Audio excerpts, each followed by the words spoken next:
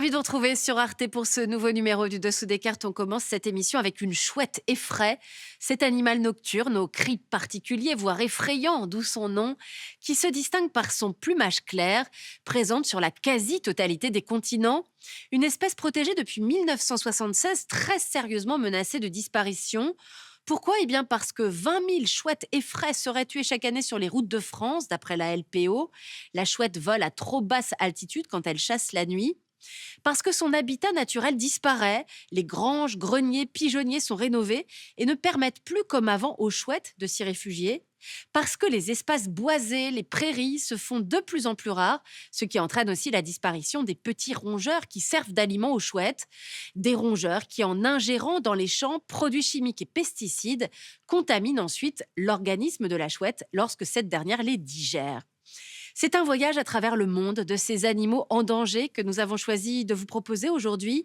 Un voyage qui va nous conduire sur plusieurs continents, vous allez voir, pour mesurer à quel point la biodiversité est menacée. Tout de suite, voici SOS Animaux. Sortons nos cartes. Sur l'île Maurice vivait jusqu'au XVIIe siècle le dodo ou dronte de Maurice. Il a disparu moins d'un siècle après la découverte de l'île par les Européens. Ayant évolué longtemps sur une île sans prédateurs, le dodo est devenu une proie facile à l'arrivée des hommes, d'autant plus qu'il ne pouvait pas voler. Aujourd'hui, il est l'emblème national de l'île Maurice, présent sur les billets, certains timbres et les produits touristiques. Mais surtout, le dodo est un des symboles de la disparition des espèces du fait de l'activité humaine. Une disparition des animaux qui aujourd'hui se fait de plus en plus inquiétante. Regardons d'abord la diminution des espèces en nombre d'individus. Selon le WWF, les populations de vertébrés étudiées sur plusieurs décennies, poissons, oiseaux, mammifères, amphibiens et reptiles, ont chuté de 73% en moyenne entre 1970 et 2020. Le déclin selon les régions est le suivant. En Amérique latine et aux Caraïbes, le nombre d'individus des populations de vertébrés sauvages a diminué de 95%. De 39% en Amérique du Nord, de 76% en Afrique, de 60% en Asie et Océanie, et de 35% en Europe et en Asie centrale. En ce qui concerne à présent l'extinction des espèces, elle n'est pas toujours facile à prouver. C'est le cas du courlis à bec grêle. Cet échassier vit dans une vaste zone biogéographique qui s'étend de l'ouest de l'Oural au Moyen-Orient, au nord de l'Afrique et à l'Islande.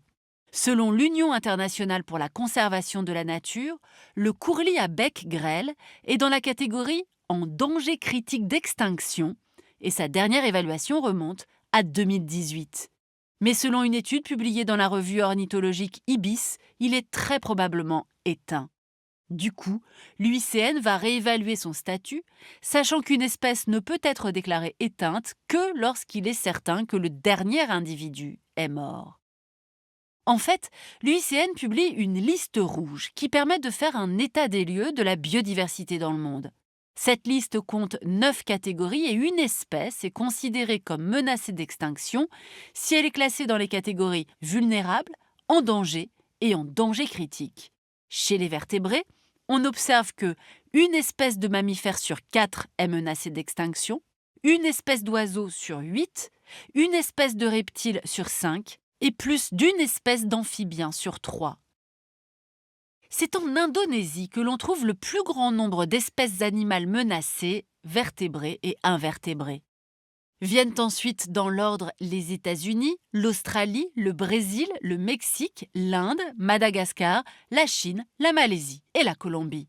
Dans les 30 pays où l'on compte le plus d'espèces animales menacées, on retrouve 4 pays de l'Union européenne, l'Espagne, la Grèce, l'Italie et le Portugal. La France métropolitaine est quant à elle 31e. Si l'on prend à présent l'exemple du vison d'Europe, il était largement répandu en Europe depuis l'Oural jusqu'à l'Atlantique. Mais depuis le milieu du 19e, l'aire de répartition du vison a diminué de plus de 85% et aujourd'hui il est classé en danger critique d'extinction. Sa présence est désormais limitée à quelques populations isolées en Russie, en Roumanie, dans le delta du Danube, en Ukraine, dans le delta du Dniestre, et en Estonie, où il a été réintroduit sur l'île Youmaa en 2000.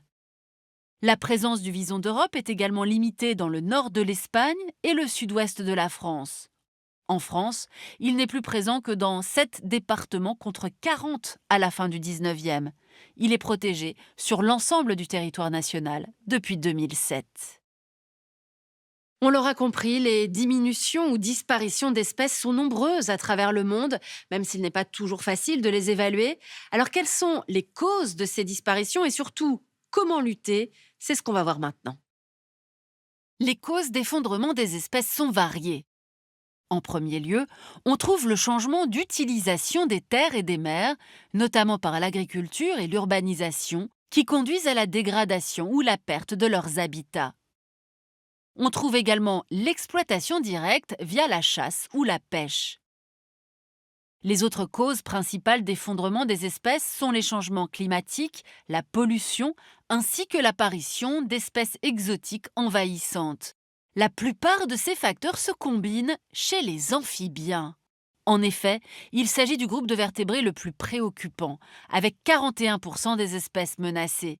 Les plus grandes concentrations d'espèces d'amphibiens menacés se trouvent dans les Caraïbes, en Amérique centrale, dans les Andes tropicales, mais aussi dans quelques zones d'Afrique subsaharienne, à Madagascar, au sud-ouest de l'Inde, au Sri Lanka, en Chine et au Vietnam. Par ailleurs, ces animaux respirant par la peau, ils sont particulièrement vulnérables aux changements de température et d'humidité, ainsi qu'à la pollution. À présent, intéressons-nous à la morue, ou cabillaud, l'un des poissons les plus appréciés en Europe. Du fait de la surpêche, la morue d'Atlantique est classée comme vulnérable dans la liste rouge de l'UICN. Si elle venait à disparaître, fini le traditionnel fish and chips au Royaume-Uni, ainsi qu'une partie de la cuisine portugaise ou encore l'huile de foie de morue. Mais les animaux ne servent pas que de nourriture aux humains. Ils ont d'autres rôles bien sûr, et c'est ce qu'on va voir maintenant. Ainsi, dans la forêt atlantique brésilienne, les populations de grands animaux frugivores, tapirs, toucans, tamarins, cerfs, disparaissent en raison de la chasse et du commerce illégal. Ce sont des animaux qui mangent des fruits mûrs et qui jouent un rôle essentiel dans la dispersion des graines. Ils permettent ainsi le renouvellement des arbres à grosses graines, principalement des feuillus de grande taille, qui stockent davantage le carbone. Dès lors, lorsque ces grands animaux sont chassés et que leur population diminue, ils n'assurent plus la fonction de dispersion des graines et les arbres disparaissent. Du même coup, la forêt perd de sa capacité à stocker du carbone et à produire de l'oxygène, aggravant ainsi le changement climatique. Heureusement, pour protéger les animaux menacés, il existe des accords internationaux et des politiques de conservation. Voyons lesquels. Concernant les accords entre États, tout d'abord. La Convention sur le commerce international des espèces de faune et de flore sauvages menacées d'extinction, ou CITES, a été signée en 1973 à Washington. Entrée en vigueur 2 ans plus tard, elle compte désormais 184 pays, ainsi que l'Union européenne. Elle réglemente le passage aux frontières des espèces sauvages afin de les protéger de la surexploitation qui alimente le commerce international.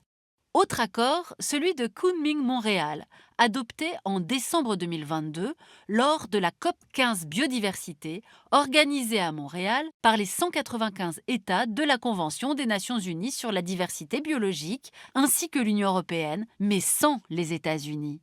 Ce cadre mondial fixe, pour la période 2020-2030, des objectifs précis, avec 23 cibles dotées d'un cadre de suivi. La cible 4, par exemple, concerne la conservation des espèces et de la diversité génétique. La cible 5, la récolte, le commerce et l'utilisation durable des espèces.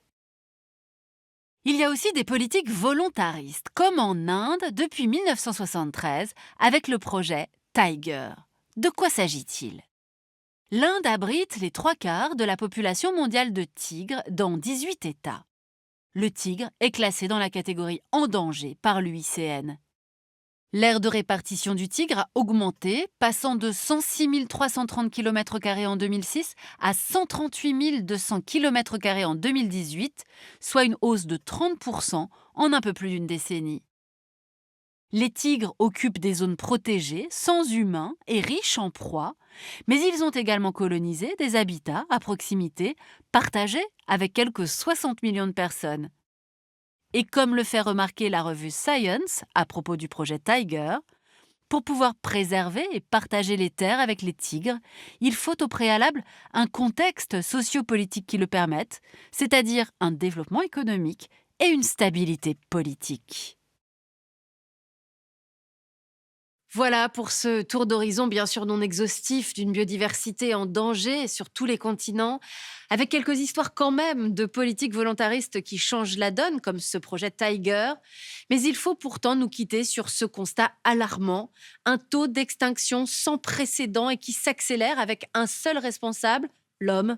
Imaginez par exemple un monde où l'on n'entendrait plus d'oiseaux chanter. Or, en 30 ans, l'Europe a perdu plus de 421 millions d'oiseaux. Alors chacun d'entre nous, s'il possède un jardin, peut malgré tout tenter de les faire revenir en plantant des arbres pour leur servir d'abri, des arbres fruitiers idéalement qui leur servent ainsi aussi de nourriture. Enfin, éviter de couper les haies et bien sûr, zéro herbicide. Pour aller plus loin, cet ouvrage, Géographie des animaux, de la zoogéographie à la géopolitique. Ainsi s'achève ce nouveau numéro du Dessous des cartes. Rendez-vous bien sûr la semaine prochaine, même endroit, même heure. À bientôt.